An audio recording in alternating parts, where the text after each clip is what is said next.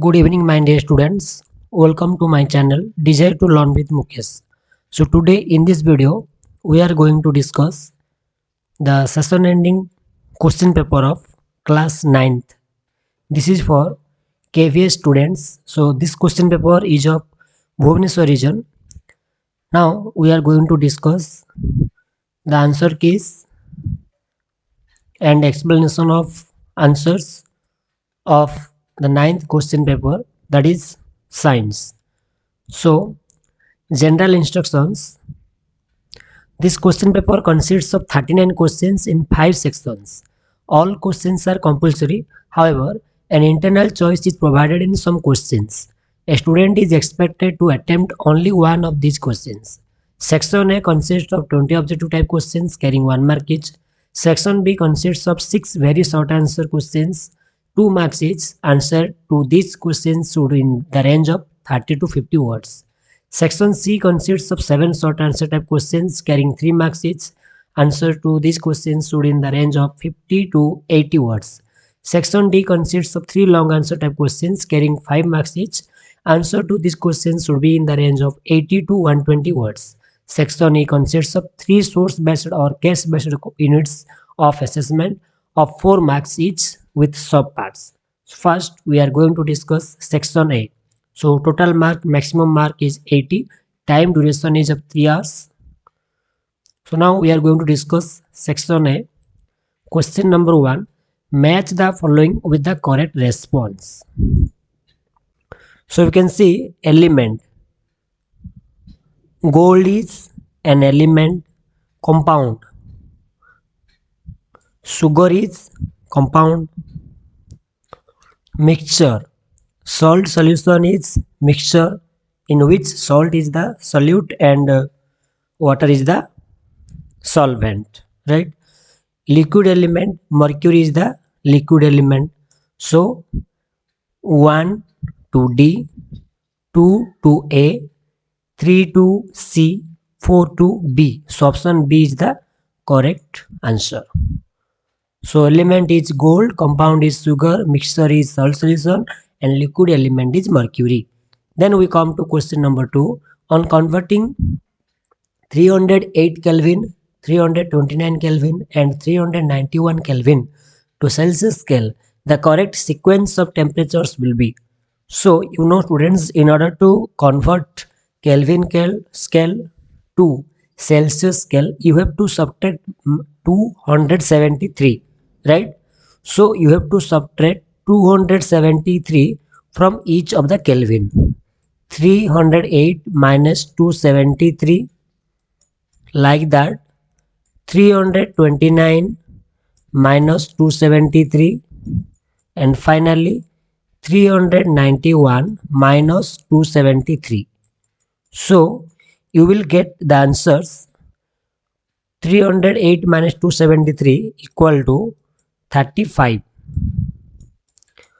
Then 329 minus 273, you will get 56. And here 391 minus 273, you will get 118. So the answers you got 35, 56 and 118. 35, 56 and 118 degrees Celsius. So option C is the correct answer. Now come to the next question, question number 3. What is the name of the metal which exists in liquid state at room temperature? Already we have discussed that liquid element is the mercury. So your answer will be mercury, option C. Then the continuous zigzag movement of colloidal particles in a dispersion medium is called your Brownian movement. The molecular formula potassium nitrate is potassium K nitrate NO3. So KNO3. What is the formula mass unit of ZNO? Atomic masses of Zn 65 U and of O is 16 U. So 65 plus 16, it will be 81 U. What property of an element determines its chemical behavior? Size of an element, valency of an element, molar mass of the element, none of these. So valency of an element determines its chemical behavior. A particle covers half of the circle of radius r, then the displacement and distance covered by the particle respectively are. So a particle covers half of the circle of radius r. So this is a circle and the particle covers half of the circle from here to here. Okay. Now what will be the displacement from here to here? The short distance is called the displacement, the straight line distance. So it will be 2r because it is the radius. Then distance covered by the particle will be this much. So half of the perimeter, half of the circumference, that will be pi r, because perimeter or circumference of a circle is 2 pi r. So half of the perimeter will be pi r. So 2r and pi r. Now question number 9. When a piece of cork is put into the water, it starts floating on the surface of water due to the upward buoyant force from water. If the cork is pushed more inside the water by applying the force, then the buoyant force will increase as the cork is immersed into the water. It will increase. Option A. The sound can travel in air when particles of medium travel from one place to another. No, particles of medium do not travel. There is no moisture in the atmosphere. No, if there is moisture, then sound also can travel. Disturbance travel from one place to another. This will be the answer. Both particles as well as disturbance travel from one place to another. No, particles of medium do not travel. So option C is the correct answer. Disturbance travel from one place to another. Only disturbance travels, not the particles of medium. Now, the echo receiver of a sonar attached to a ship receives the echo from the bottom of sea 4 seconds after the ultrasonic waves were sent into the sea. A bat releases a sound wave forward. It detects an echo 0.8 seconds later. If the speed of sound in air is 300 meters per second, how far is the bat away from the obstacle in front? So here, question number 11. The answer will be like this. Here, answer will be 120 meter. How? The time taken for the sound wave to travel from the bed to the obstacle and back is given by t equal to 2d by v, where d is the distance between the bat and the obstacle and v is the speed of sound. We are given that the bat hears the echo after 0.8 seconds, so t is 0.8 second. So we can write 2d by v equal to t equal to 0.8. Rearranging this equation, we get d equal to Vt by 2. Okay. Substituting the values of V and T, we get V equal to already given 300 into T 0.8 by 2 by 2. So V into T 300 into 0.8 by 2, you will get 120 meter. So the answer will be 120 meter. Mitochondria are the sites of respiration in the cell. They oxidize carbohydrates and fats present in the cell to produce carbon dioxide, water, and a lot of energy. The energy so released is stored in the form of ATP molecules. Since mitochondria in the cell are used to synthesize energy, so they are also called powerhouse of the cell. You know, powerhouse of the cell. Energy currency of the cell is your ATP, right? Energy currency of the cell is your ATP. Kitchen of the cell, energy generator of the cell. No, answer will be powerhouse of the cell. Mitochondria is called as powerhouse of the cell. Next question is, cell is the structural and functional unit of life. The word cell is derived from the Latin word cellula, which means a little room. Can you name the scientist who coined the term cell? It's Robert Hooke. In 1665, Robert Hooke discovered cell. Right? Next, given below is a diagram showing the structure of a neuron tissue. Here, we can see different parts are located as A, B, C, D, and E. We have to name the parts. So here, Answer will be your D. A is your nucleus. This one is your nucleus. Okay. B is dendrite. These are dendrites. Okay. And C is your cell body. This one is a cell body. Okay. Then D is your axon. This is your axon, and these are nerve endings. Okay. So option D is the correct answer. Next, connective tissues are the tissues that help to bind or connect other tissues in the body. They have widely spaced cells embedded in a matrix having a variety of proteins, polysaccharides, and mineral salts. Can you identify the connective tissues among the following? You will find that ligament, tendon, and blood are connective tissues. Epithelium is not a connective tissue. So answer will be 1, 3, and 4. 1, 3, and 4. Then, in order to obtain the good quality and quantity of yield in dairy and poultry farming, which of the following management practices should be followed? So here also again your answer will be 1, 3, and 4. 1, 3, and 4. Proper housing facilities having hygienic condition, prevention and control of diseases and spreads, maintenance of proper temperature. Preventing the entrance of sunlight into the cattle farm, this is not acceptable. Okay. Then question number 17 to 20 are assertion reasoning based questions. This consists of two statements, assertion and reason.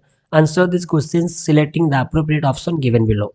Both A and R are true if assertion and reason both are true and R is the correct explanation of A, then we will select A. Both A and R mean assertion and reason are true and reason is not the correct explanation of assertion, then you will select B. If assertion is true but reason is false, then you have to select C. If assertion is false but reason is true, then you have to select D. So first we will come to question number 17. Assertion: the velocity of sound increases with increase in humidity. The velocity of sound increases with increase in humidity. This one is correct. Velocity of sound does not depend upon the medium. It is false because velocity of sound depends upon the medium. So first one is, assertion is correct, true, but reason is false. So option C here will be the answer. Okay. Assertion is true, but R is a reason is a false. Then question number 18. A nail is inserted in the trunk of a tree at a height of 1 meter from the ground level. After 3 years, the nail is still present there. It will be true. Reason: the girth of the stem or root increases due to apical meristem. It will be not your apical meristem. Okay. So this is also false. So here option C will be the correct answer. Assertion is true and reason is false. Then question number 19. Assertion: kinetic energy is the energy possessed by an object due to its motion. True. The kinetic energy of an object decreases with its speed. No. If speed increases, then kinetic energy will also increase because the formula of kinetic energy is half mv square. Okay. So this is false. So assertion is true and reason is false. So it will be also option C. Matter around us exists in three different states: solid, liquid, and gas. These states of matter arise due to the variation in the characteristics of the particles of matter. Here assertion is true as well as the reason is also true. So A will be the answer. Option A. Okay. Now come to section B. A sound wave has a frequency of 2 kilohertz and wavelength 40 centimeter. How long will it take to travel 1.6 kilometer? So here we will have to solve like this. Frequency f is given 2 kilohertz, that means 2000 hertz. Wavelength lambda equal to 40 centimeter, that means 0.4 meter. Speed of sound wave formula is v equal to lambda f, that is 0.4 into 2000. So V equal to 800 meter per second. Distance traveled by wave is S equal to 1.6 kilometer, that is 1600 meter. Time T equal to distance by velocity. So S by V equal to T. So S by V, S means 1600 meter, by V means 800. So 1600 by 800 equal to 2 seconds. So answer will be 2 seconds. Next is write any two differences between osmosis and diffusion, or write the functions of the following cell organelles: mitochondria and lysosome. So you can write any one question. First I have here, you can see osmosis and diffusion. In osmosis, semi-permeable membrane is needed, but in diffusion, not. Right? So these are differences. You can write any two or three differences because full mark is up to. So osmosis, it is limited only to the liquid medium. Diffusion occurs in all mediums, solid, liquid as well as gas. Osmosis requires a semi-permeable membrane, but diffusion do not require a semi-permeable membrane. Osmosis depends on the number of solute particles dissolved in the solvent, but diffusion depends on the presence of the other particles. Osmosis requires water for the movement of particles. Diffusion do not require water for the movement of particles. Osmosis, only the solvent molecules can diffuse. Diffusion, both the molecules of solute and solvent can diffuse. Osmosis, the flow of particles occurs only in one direction. Diffusion, the flow of particles occur in all the directions. Osmosis, the entire process can either be stopped or reversed by applying additional pressure on the solution side. Diffusion, this process can neither be stopped nor reversed. Osmosis occurs only between similar types of solutions, but diffusion occurs between the similar and dissimilar types of solutions. Osmosis involves the movement of only solvent molecules from one side to the other. Diffusion involves the movement of all the particles from one region to the other. Osmosis, the concentration of the solvent does not become equal on both sides of the membrane. Diffusion, the concentration of the diffusion substance equalizes to fill the available space. So I have written many differences. You have to only write two or three differences because full mark is of 2. Otherwise you can write the answer of another question, that was the function of mitochondria and lysosome. The basic role of mitochondria is oxidative phosphorylation, that is, which generates ATP by utilizing the energy released during the oxidation of the food we eat. Lysosomes function as the digestive system of the cell, serving both to degrade material taken up from outside the cell and to digest obsolete components of the cell itself. So you can write any one question. Okay. Now, how do biotic and abiotic factors affect crop production? Or you can write also, what is green manure? Mention any one advantage of green manure. So, biotic factors, a variety of biotic factors such as pest, nematodes, disease, etc. can reduce the net crop production, causing huge economic loss. Fats cause damage to agriculture by feeding on crops. Weeds also reduce crop productivity by competing with the main crop for nutrients, light, and space. Abiotic factors such as salinity, temperature, etc. affect the net crop production. Natural calamities such as droughts and floods are unpredictable, and their occurrence has a great impact on crops, sometimes destroying the entire crop. Or you can write about green manure.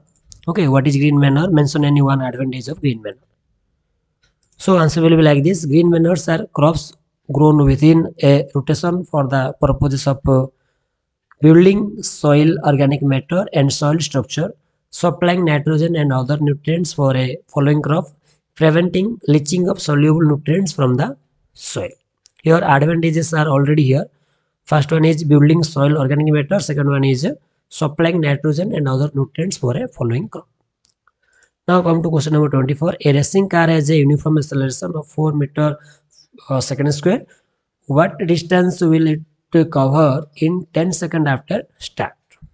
So answer will be like this. Final acceleration is a equal to 4 meter second inverse. Okay.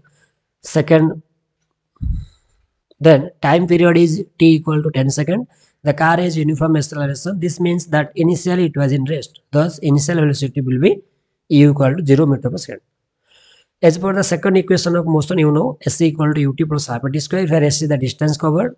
Substituting the values in the above equation, s equal to ut, here u is 0. So ut 0 into t, it will be 0. Okay, 0 into t. So t is here 10 second. So 0 into 10 plus half. A is here 4 multiplied by t square. T means here 10. So 10 square. So it will be 0 into 10 0. Then half into 4 2. 2 into 10 square 100. 2 into 100 200. So S will be 200. So the car will cover a distance of 200 meter in 10 seconds after start. Now, which of the following has more inertia? A rubber ball and a stone of this same size, a bicycle and a train. Or give two example of Newton's third law of motion. So you can write anyone. Okay. So the greater the mass of the body, the greater is its inertia. You know, if mass is greater, then inertia will be also greater. Okay, inertia depends upon the mass. For a rubber ball and a stone of the same size, it is quite obvious that the stone has a greater mass since the density of the stone is much more than the density of rubber. Hence, the stone has a greater mass, so it will have a greater inertia. Mass of a train is more than the mass of a bicycle, so inertia of the train is greater than that of the bicycle. Or you can write answer up to example of Newton's third law of motion.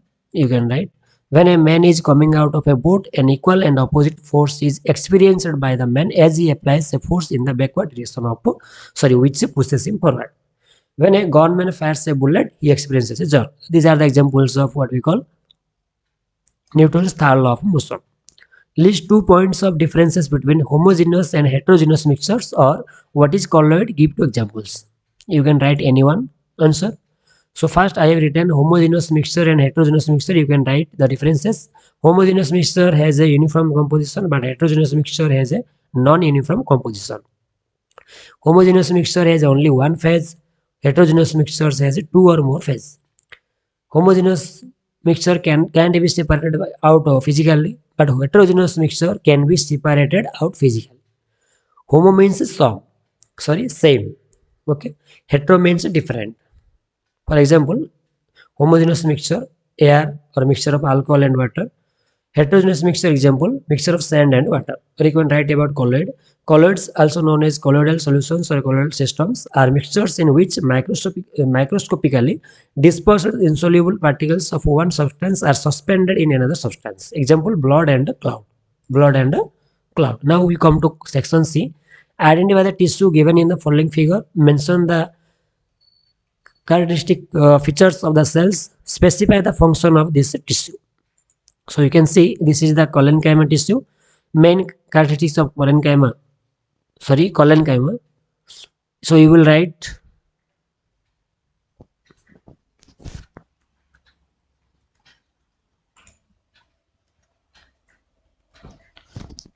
so here it is by mistake, print mistake. So it will be your parenchyma. Okay. So collenchyma. So the main characteristics of collenchyma are you can write collenchyma is a type of simple permanent tissue, usually mechanical tissue, that provides mechanical support and flexibility to the plants. The collenchyma tissues are elongated in shape. Intercellular spaces between the cells of the collenchyma tissues are generally absent. The cell walls of collenchyma are thick at the corner and are uneven. The cell wall is composed of pectin and cellulose. Okay, collenchyma is present in the leaves and stems of dicot plants but is absent in monocot plants. So here mention the characteristic features of the cell. You can write, then specify the function of this tissue. So what are the functions? You can write functions of these cells include protection of the plant against mechanical injury, providing support for the vascular tissue, and acting as a sheath that regulates water flow. Okay. Collenchyma helps to provide strength to the plant stems, branches, leaves, and other structures. Collenchyma also provides a protective layer for plants that contain water-holding cells called hydrochromes. This helps to prevent water loss through the plant's tissues when it is under drought conditions or when there is intense sunlight exposure from high altitude regions. Okay. Then draw a neat and level diagram of animal cell, or what are the types of plastids present in plant. Write one function of each. So you can draw either a neat level diagram of animal tissue. You can see this is the picture. Okay, pinocytic vesicle, lysosome, Golgi vesicles. Okay, rough endoplasmic reticulum where ribosomes are present. Okay, then smooth endoplasmic reticulum where ribosomes are absent, no ribosomes. Okay, cell plasma membrane, okay, plasma membrane, cytoplasm, ribosome, macrotubules, centrioles, nucleus, nucleolus, Golgi apparatus, mitochondrion, like that you can label, okay.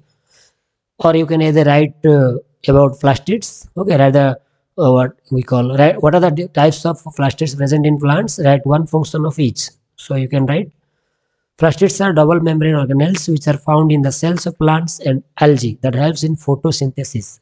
They have some specific pigments, thus giving specific color to the plants. Due to these pigments, plastids are divided into three types: chloroplast, chromoplast, and leucoplast.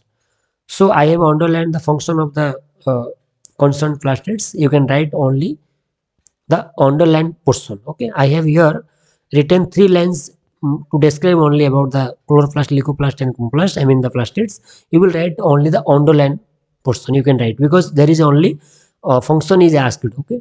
So chloroplast are green colored plastids that contain the pigment chlorophyll. Function of chloroplast is to help in photosynthesis. You can write only this line. That means the function of chloroplast is to help in photosynthesis. This type of plastid is present in photosynthetic parts of the plant, such as the leaf. Leucoplast is colorless plastid. They are found in non-photosynthetic parts of the plant, for example, roots, stems, and bulbs. Their function, they help store food such as starch, proteins, and fats. You can write only the functions. Chromoplast has fat-soluble carotenoid pigments like carotene, okay, xanthophylls, and others. The function of chromoplast is to give color to the plant parts, because due to presence of chromoplast, the flowers and fruits are of different colors. Okay, they are present in flowers and fruits. Okay, then for increasing production, what is common in poultry, fisheries, and beekeeping? Or write the difference between manure and fertilizer. Okay, you can write anyone. So the common factor for increasing production in poultry, fisheries, and beekeeping is the proper management techniques that are to be followed. Regular cleaning of farms is of utmost importance. Maintenance of temperature and prevention and cure of diseases is also required to increase the number of animals. This is the answer. And here I have described about poultry, fisheries, and beekeeping, which is not needed. You can write or you can omit also. Okay, no need to write. Okay, only to describe I have written. Poultry is the process of rearing avian species to produce eggs, meat, and feathers for purpose of human benefit. Fisheries is the method of harvesting different kinds of fish in an artificial environment for commercial purpose to develop an enterprise is known as fisheries. Beekeeping, also known as apiculture, is the process of maintenance of man-made beehives for the purpose of honey harvest action. You can no need to write this what we call about poultry, fisheries, and beekeeping. Only you can write this paragraph, or you can write here the common precautions that can be taken to increase the productions are, you can write by point wise. Okay, first, the farms used in the harvest action process should be duly cleaned. Hygienic conditions should be maintained around animals to prevent the spread of disease. The appropriate temperature should be maintained at the farm locations for the proper growth and functioning of animals. A healthy diet supplied with required nutrients should be fed to the reared animals. Special breeding techniques should be used, for example, crossbreeding between the species of desired characteristics should be done to obtain a hybrid with endurance and higher end. Okay, here are 5 points I have written. You can write. Okay, otherwise you can write the answer of this question, that is the differences between manure and fertilizer. Okay, so manure is obtained naturally by the decomposition of dead plants and animals. Fertilizer are chemical substances and are not typically natural. It is not very rich in nutrients. It is rich in soil nutrients like nitrogen, phosphorus, and potassium. So here are the differences I have written. You can write. Fertilizer may be an artificial or natural substance, but manure is a natural substance.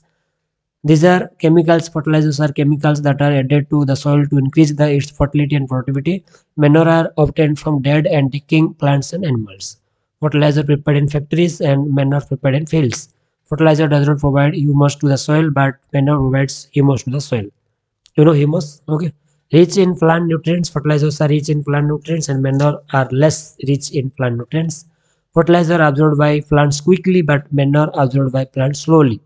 Fertilizer is costly, but comparatively fertilizer as compared to fertilizer, manures are cheap and cost effective. Fertilizer harms the organisms present in the soil and also causes health issues in people consuming the crop. But manure causes no harm to the organisms and improve soil quality. So these are the differences. You can write any 3 or 4 differences because total mark is of 3. Okay. Now we will come to the next question. What are the Characteristics of the particles of matter. This is the question from the first chapter. This is a very easy question. You can write. The important characteristics of particles of matter are the following. There are four characteristics of matters of particles. Okay, particles of matter. First one, the particles of matter are very, very small. The particles of matter have space between them. The particles of matter are constantly moving. The particles of matter attract each other. Now, classify each of the following as a physical or chemical change.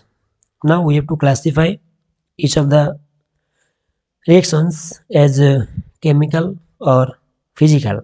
Okay, drying of a shirt in the sun, this is a physical change, right?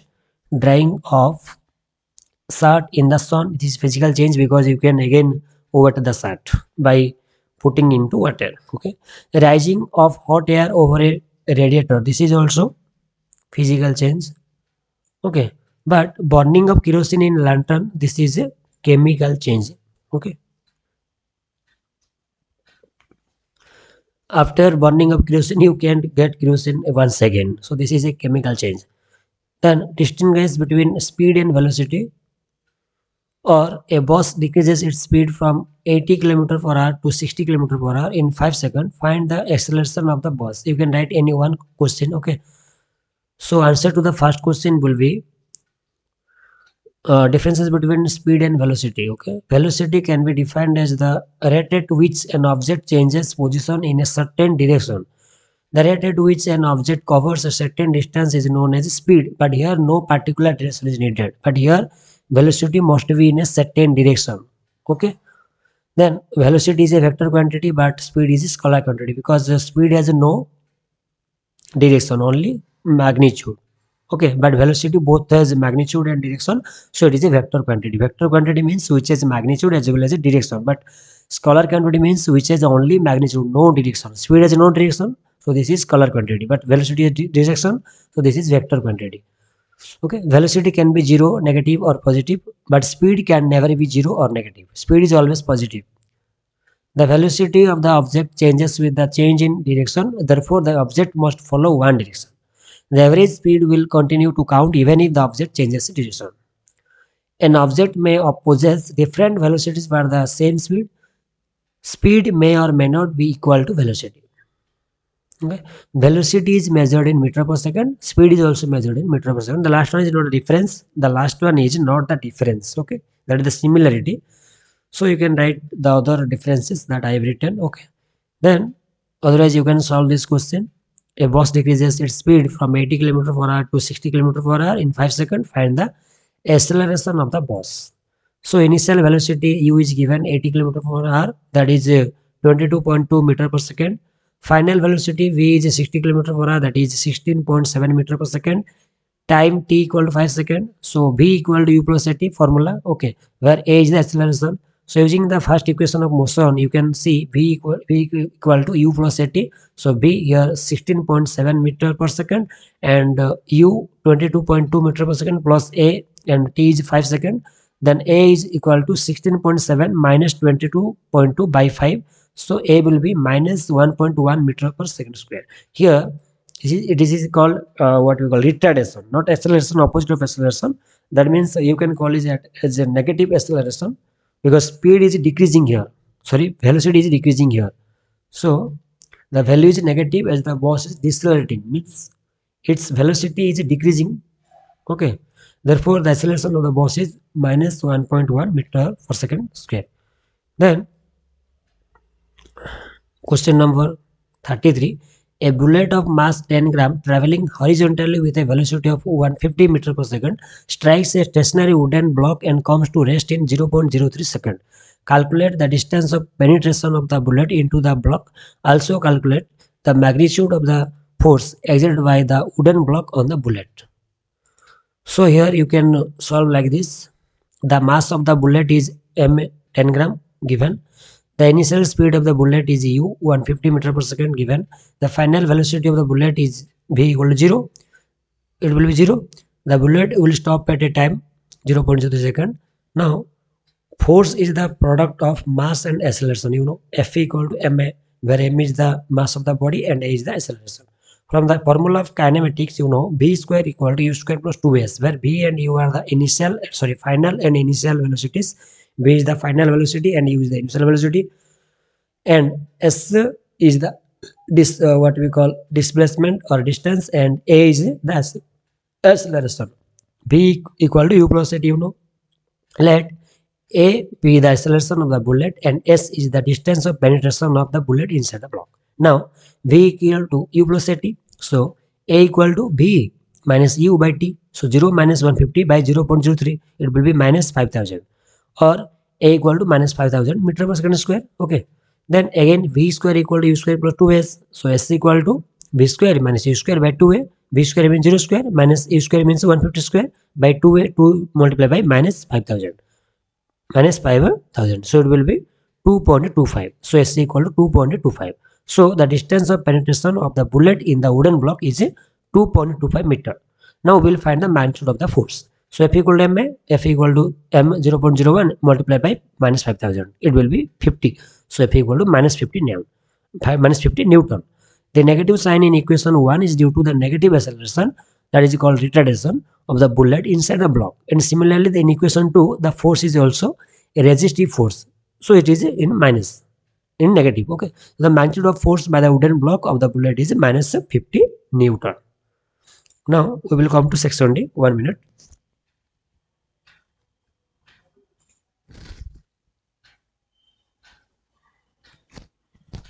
So now we will come to section D.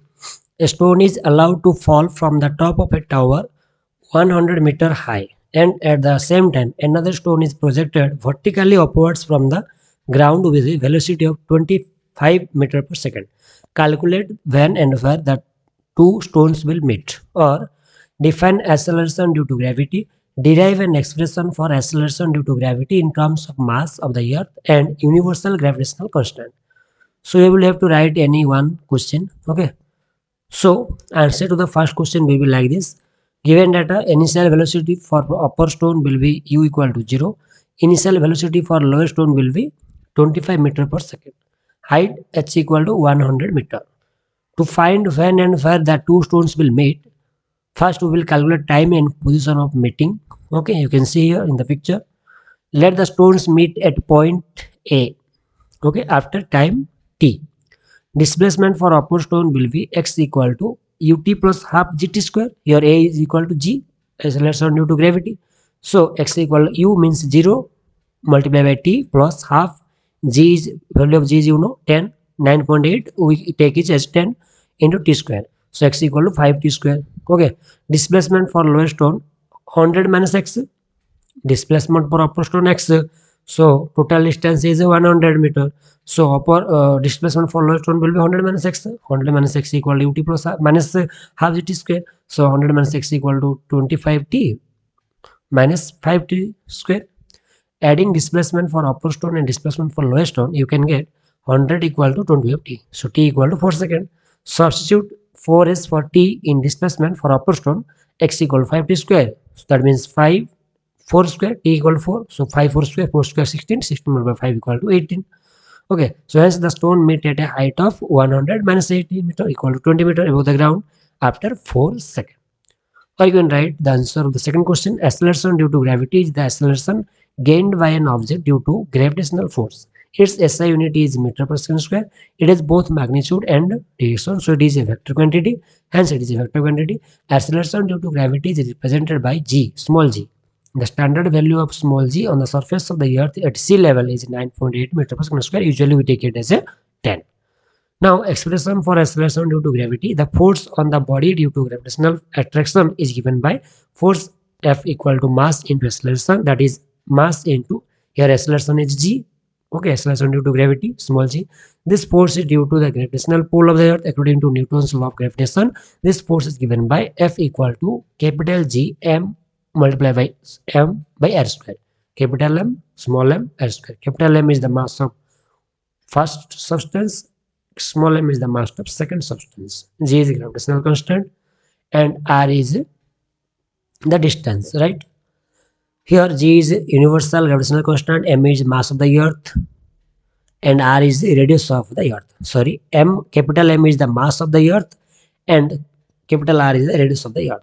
So F equal to gmm by r square. So mg equal to gmm by r square, g equal to gm by r square. You know value of g, gravitational universal gravitational constant, is 6.67 multiplied by 10 to the power 11, okay, nm square by kg square, Newton square by kg square, and this is the expression for acceleration due to gravity. You can write this is okay, g equal to capital G multiplied by capital M by r square. Now next question is write in three differences between xylem and phloem, then name the following, or give three features of cardiac muscle. How are simple tissue different from complex tissues in plants? So you can write anyone. So answer to first question will be, first we will write, we will have to write differences between xylem and phloem. Xylem tissues are the tubular shaped structures with the absence of cross walls. The tissue resembles the shape of a star. Phloem tissues are tubular shaped elongated structures with the presence of walls within sieve tubes. Xylem is located in the center of the vascular bundle, and phloem is located on the outer side of the vascular bundle. Xylem are present in roots, stems, and leaves. Phloem are present in stems and leaves, which latter transports and grow in roots, fruits, and seeds. Xylem tissues move in a unidirectional, in one direction only, that is upward direction. Okay, but phloem tissue move in bidirectional, that is both ways, up and down. Xylem tissue transports soluble mineral nutrients and water molecules from the roots to the aerial parts of the plants, and phloem tissue transports food and other nutrients, including sugar and amino acids, from leaves to storage organs and growing parts of the plant. Now, tissues that form the inner lining of our mouth is epithelial tissue. Tissues that connect muscles to bones is in humans it is your tendon. Muscle to bone is a tendon, and bone to bone is your ligament. Okay. Then tissues that transport food in plants, phloem. Tissues that stores fat in our body is adipose tissue. Otherwise, you can write answer to the next question, that is the alternative question. Give three features of cardiac muscles, and how are simple tissues different from complex tissues in plants? So answer to the question will be, three features of cardiac muscle you can write. The cells of cardiac muscles are cylindrical, branched, and uninucleate. Uninucleate means only having one nucleus. The cardiac muscles are involuntary muscles that contract rapidly but do not get fatigue. They control the contraction and relaxation of the heart. Then simple tissues. Simple tissues are those that have a single type of permanent cell that is similar in structure, origin, and function. Complex tissues, permanent tissues, are composed of meristematic cells which have a distinct form and shape and have lost the ability to divide and differentiate. So difference you can write between simple tissues and complex tissues. Simple tissue that is identical in structure and function as simple tissues. Permanent tissues are those with varying degrees of structure and complex functions. These are complex tissues. Simple tissues are basic tissues, and complex are tissues of complexity. Okay. Simple tissues are made up of only one type of cell, but complex tissues are made up of several types of cells. Simple tissues cell does the same purpose. Tissue cell does the same purpose, but here complex tissue cell can perform a variety of tasks. Okay. Next, chlorine occurs in nature in two isotopic forms, 35U and 37U, in the ratio 3:1. What would be the mass of chlorine atom? Chlorine atom. What is isobar? Give one example. You can write answer to the question. Either you can write find the valency of chlorine, sulfur, magnesium. An element 12x24 losses 2 electrons to form a cation. Identify the cation and write its electronic configuration. So you can write any one question. Here, answer to the first question will be uh, the chlorine has two isotopes having atomic masses 35U and 37U each, present in the ratio 3:1. The average atomic mass of chlorine atom will be average atomic mass equal to mass of isotope multiplied by relative abundance. So relative abundance of isotopes of chlorine is in the ratio 3:1. So 75% is to 25%. 75 by 100, 25 by 100. So 3 by 4 is to 1 by 4. Hence m equal to 3 by 35 into 3 by 4 plus 37 into 1 by 4. So m will be 105 by 4 plus 37 by 4. M equal to 142 by 4, that is 35.5. Or isobars are those elements which have different atomic numbers but the same mass number. You can see here argon 1840, okay, potassium, calcium 1940, calcium 2040. These are the examples of isotope. In isotope, case of isotope, the mass number is same, but atomic number is different. You can see 40, 40, 40 mass numbers are same, but atomic numbers 18, 19 and 20 are different. Or you can write the alternative question. Find valency of chlorine, sulfur and magnesium. Okay. So valency of chlorine is chlorine has 7 electrons in the outermost shell, which is greater than 4. Hence, the valence of chlorine will be 8 minus 7 equal to 1. Sulfur has 6 electrons in the outermost shell, which is greater than 4. Hence, the valence of sulfur will be also 8 minus 6 equal to 2. Magnesium has 2 electrons in the outermost shell, which is less than 4. Hence, the valence of magnesium Mg equal to 2. So, valence of chlorine is 1, sulfur is 2, and magnesium is also 2. Magnesium ion Mg plus 2, electron configuration will be 2.8. This one. Element X1224 loses 2 electrons to form a cation. It will be your magnesium, okay, and its electronic configuration will be 28. Okay. Now we will come to section E, that is case based question. First question: according to Dalton's atomic theory, all matter, whether an element, a compound or a mixture, is composed of small particles called atoms, which can neither be created nor destroyed during a chemical reaction. Dalton's theory provides a simple explanation for the laws of chemical combination. He used his theory to explain the law of conservation of masses, the law of constant proportions, and the law of multiple proportions. Based on various postulates of the theory, Dalton was the first scientist to use the symbols for the elements in a very specific sense. Hence, he used a symbol for an element. He also meant a definite quantity of that element, that is, one atom of that element. So, which postulate of Dalton's atomic theory is the result of the law of conservation of mass? So, answer will be A. Atoms can neither be created nor be destroyed. Which postulate of Dalton's theory explains the law of definite proportion? Answer will be option B. An element consists of atoms having fixed mass, and the number and kind of atoms in a given compound is fixed. Then if 100 gram of calcium carbonate, whether in the form of marble or chalk, is decomposed, 56 gram of calcium oxide and 44 gram of carbon dioxide are formed. Which law of chemical combination is illustrated by this statement? Answer will be option B, that is law of conservation of mass. When 5 gram calcium is bound in 2 gram oxygen, 7 gram of calcium oxide is produced. When again 5 gram of calcium is bound in 20 gram of oxygen, then also 7 gram of calcium oxide is produced. Which law of chemical combination is being followed? Here the answer will be option C, that is law of constant proportion.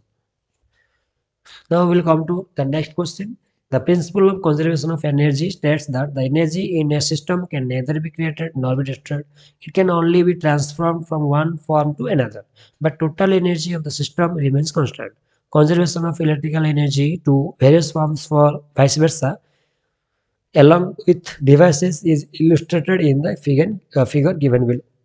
Okay, here you can see mechanical energy converted into electrical energy in motor, and in dynamo mechanical energy converted into electrical energy. In motor, electrical energy converted into mechanical energy. Electrical energy converted into thermal energy in heater, and in thermocouple, thermal energy converted into electrical energy. Optical energy is converted into electrical energy in photocell. Electrical energy converted into optical energy in bulb. Electrical energy, okay, convert to chemical energy in electrolytic cell, and chemical energy convert into electrical energy in primary cell. Electrical energy converted into acoustic energy in loudspeaker, and acoustic energy converted into electrical energy in a microphone. Water stored in a dam possesses potential energy. Option D. Battery lights a bulb. Describe the energy changes involved in the process. So answer will be option C, that is chemical energy changes into electrical energy and then again into light energy. Okay. Name a machine that transforms muscular energy into useful mechanical work. That will be your answer will be option B, that is bicycle, not electric torch. Bicycle. Okay.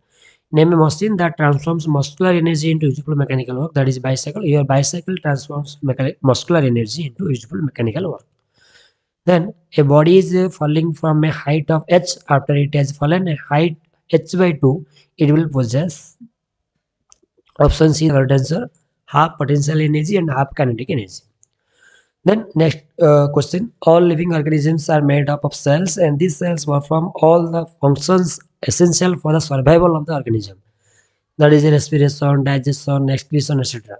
In unicellular organisms, a single cell carries out all these functions, and in multicellular organisms, different group of cells carry out different functions. Cells were first discovered by Robert Hooke in 1665.